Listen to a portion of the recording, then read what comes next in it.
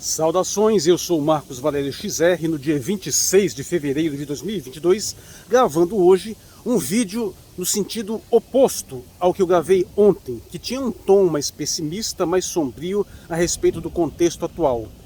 E eu quero dizer que sim, existem boas notícias, existem pontos positivos que cabe destacar agora. Não só para fazer um contraponto, mas porque eu sempre insisti em ter uma visão mais otimista das coisas, até porque essa visão mais otimista, ele exige mais esforço e mais capacidade de articulação intelectual do que o contrário. É fácil você se apequenar, é fácil você se diminuir, desistir e ir enfraquecendo e ter uma visão cada vez mais depressiva. Você conseguir fazer o contrário exige um vitalismo, exige uma capacidade de percepção, exige um esforço maior pelo simples fato da tendência natural das coisas ser entrópica. Então vamos lá, e sim, tem boas notícias. E a principal delas é uma coisa perfeitamente relativa a tudo que eu venho desenvolvendo aqui, não só nesse canal, mas hoje no meu site e no Facebook também.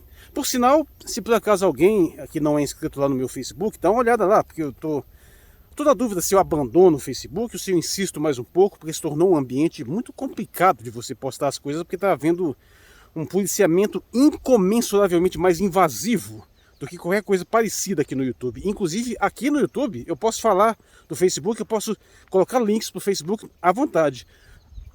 Lá no Facebook, se eu ponho um link para o YouTube, ele sabota o alcance do meu post.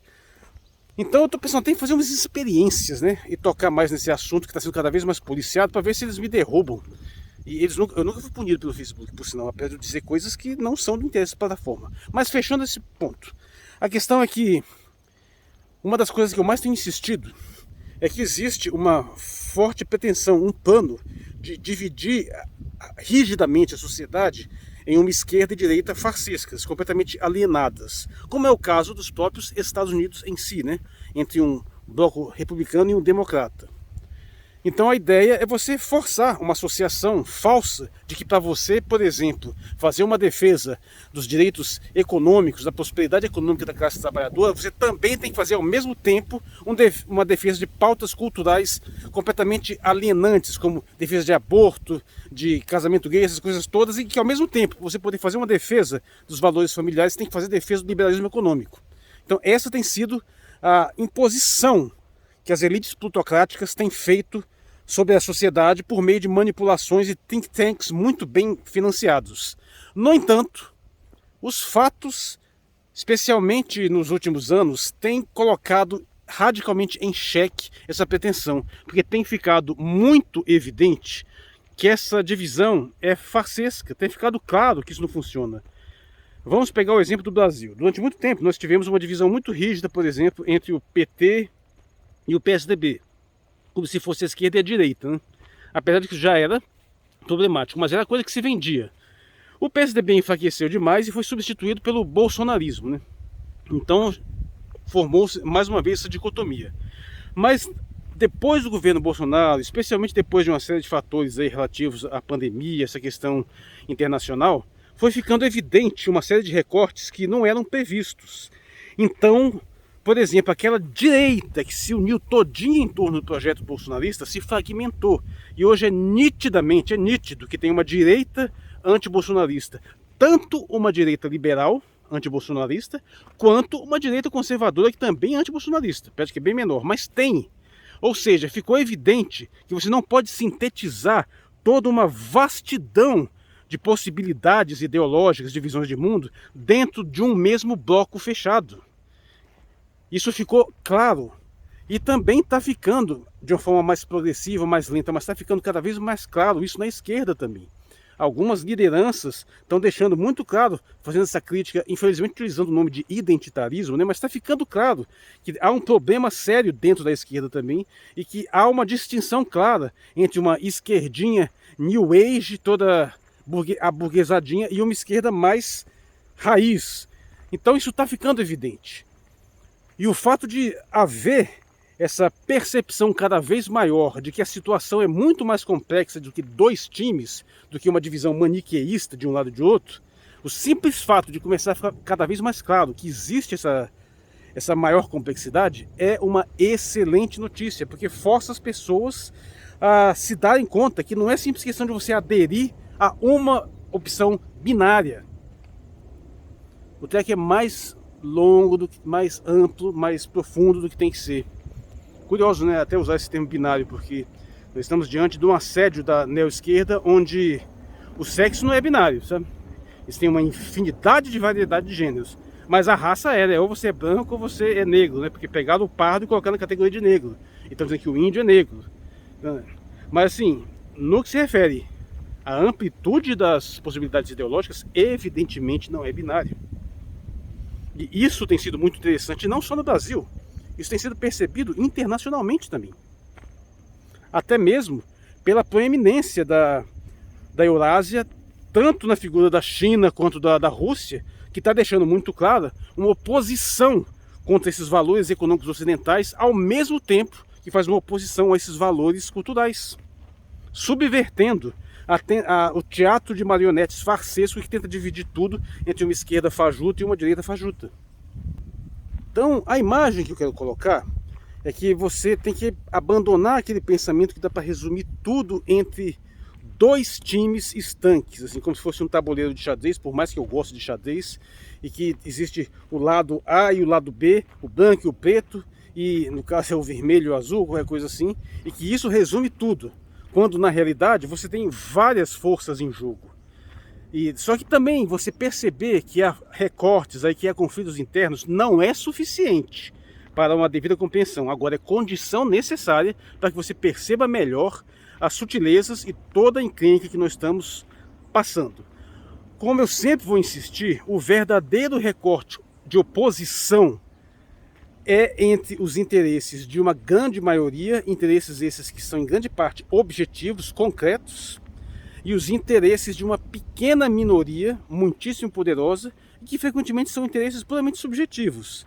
Em suma, sacrifica-se frequentemente o interesse material da maioria, incluindo o seu interesse de sobrevivência pura e simples, em favor de capricho de minoria. Essa é a grande dicotomia.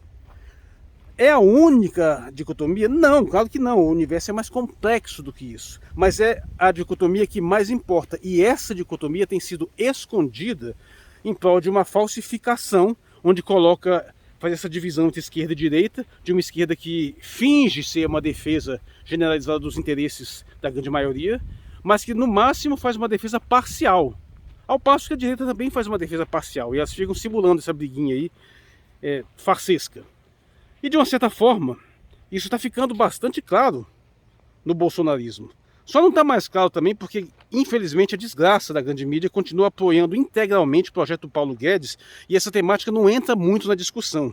O pessoal está sempre batendo na questão da pauta de costumes, da questão dos maus comportamentos do Bolsonaro, daquilo que ele apresenta assim, de forma mais expansiva, mas essa questão econômica mais profunda tem sido pouco endereçada. Mas ele é meio que evidente para qualquer um que pense um pouco sobre o assunto. Talvez o que mais seja interessante agora seja mostrar o quanto a pauta do Paulo Guedes é a mesma da Globo, apesar da hostilidade evidente entre a Globo e o Bolsonaro, para mostrar mais ainda a complexidade dos recortes, que não só dentro de cada grupo aparentemente estanque tem vários conflitos, como há inusitadas alianças entre um grupo e outro. Mas o fato é que hoje se antes havia uma divisão entre dois times únicos consolidada no imaginário, está absolutamente claro hoje que existe pelo menos três. Tanto que estamos falando abertamente em terceira via. Então isso está consolidado. E já se começa a falar uma quarta também. Não é muito difícil expandir a percepção de que há pelo menos 4 opções. E na verdade há mais. A humanidade é heterogênea, a sociedade é complexa. Você poderia fazer infinitos recortes aí dentro. Mas é claro que por uma questão pragmática é melhor sintetizar em uma quantidade menor de grupos, né?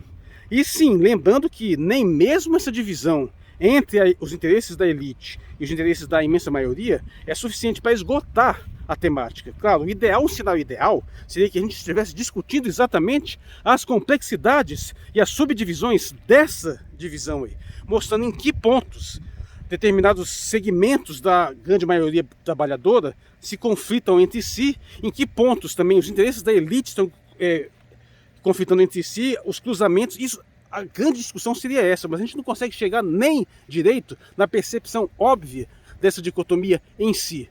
Mas de qualquer modo, é importante ir explorando essas divisões que estão surgindo, essas situações inusitadas de repente agora o Bolsonaro está meio que apoiando o Putin. Isso aí é excelente. A ideia de dar nó na cabeça daqueles que tentam pensar de forma simplória é ótima. É isso mesmo que tem que ser estimulado, é isso mesmo que tem que ser incentivado. É fazer esse pessoal perceber que a situação é muito mais complexa e que as suas categoriazinhas restritas e simplórias não são capazes de capturar a grandeza e a complexidade da realidade. Infelizmente, claro, no nosso país ainda estamos extremamente polarizados entre as possibilidades eleitorais de Lula e Bolsonaro. Mas eu penso que mesmo a maioria desse eleitorado já percebeu que tem uma complexidade maior aí por trás, mais do que normalmente percebia antes. Até mesmo o público bolsonarista está sendo obrigado a ver isso de uma forma até mais enfática do que o eleitorado lulista, né? Mas ainda tem o recorte do Ciro Gomes também, e mais outras lideranças aí. Isso está ficando mais evidente e é interessante que isso apareça também no cenário internacional por essa complexidade. Então talvez o plano puro e simples de dividir isso entre uma esquerda e uma direita já esteja comprometido. Agora, é preciso tomar cuidado que também há interesse em fazer subdivisões dentro desses grupos, desde que essas subdivisões trabalhem para manter o teatro de ilusões favorável à elite liberal. Então, a gente tem sempre que tomar cuidado para perceber que não é uma simples questão de mostrar a complexidade, mostrar a subfragmentação, mas também mostrar em como que ela funciona, no sentido de ir alienando cada vez mais a população. Por exemplo, é evidente, mesmo para os democratas nos Estados Unidos, que existe uma diferença muito grande entre Joe Biden, por exemplo, e Bernie Sanders, que existe uma distinção aí. Mas é preciso frisar isso mais e demonstrar que isso é muito mais importante do que a simples pauta farsesca de costumes. Mas isso aí, bom, acho que uma boa notícia, ou mais de uma, dependendo da forma como se interpreta aí, já é suficiente por enquanto. Então eu fecho essa mensagem com essa visão um pouco mais otimista, que nós temos sim elementos em cima dos quais trabalhar. Há alguma esperança no horizonte. A essa altura está muito claro que as possibilidades do Brasil reeleger esse mesmíssimo projeto anterior são muito baixas.